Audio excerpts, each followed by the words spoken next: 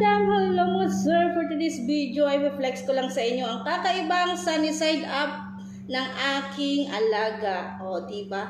Papakita ko sa inyo madam kung paano yung sunny side up niya. Charis! O, ayan, simulan na nating magluto ng sunny side up na kakaiba. Samahan nyo na ako. Let's go! Madam na sir, mainit ng ating kawali. Kawali ba ito? Yung maliit. Lagyan natin ng mantika. Ayan. Ganito ako mag-sunny side up sa alaga ko mga madam mga sir ha. Watch this. Charis! Nag-English ang mahirap. O. Naanan natin yung apoy. Ayan. Ready na ba kayo? Sa kakaibang sunny side up.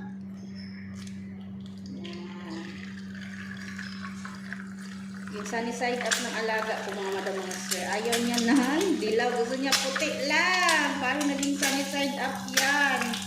O, see? Ganun siya. Lagyan natin siya ng asin. Pagduhan natin ng asin. At paminta. Ganyan siya. Wait lang natin siyang dilaw. Ay, brown pala. Golden brown.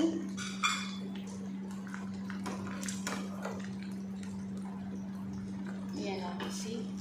Ganyan lang yung sunny side up ng alaga ko mga madam mga sir. Balik ka rin natin. Ayaw niya kasi ng dilaw. Puti lang yan lahat ng kinakain niya.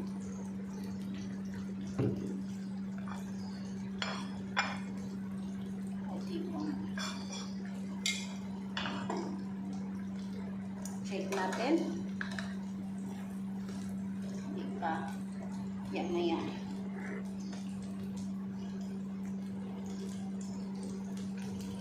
Kakaibang sunny side up. O. Saan pa kayo? Ganyan. Check natin ulit. See? Kinatog. Next. Kasi ito gusto niya. Kaya ganyan ako dito sa side ng alaga ko. Puti lahat. Kasi ulit tayo. Tapos pamunta. Diba? Ito maganda pagkagawa. Kaysa yung una. Bilog to bilog. Kanina. Yung una isang lagi bilog.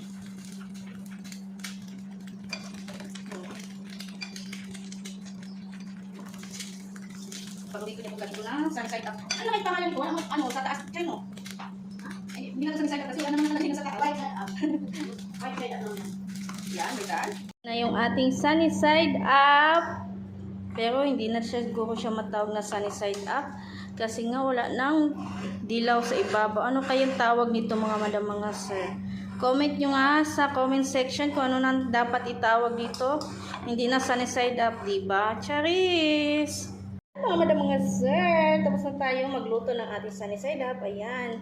I-try nyo rin to sa inyong mga bahay kung anong lasa nito, o diba? Ayan lang mga madam mga sir, maraming salamat sa panonood. Huwag kalimutan mag-like, comment at share na rin. Hanggang sa muli, paalam, love lots!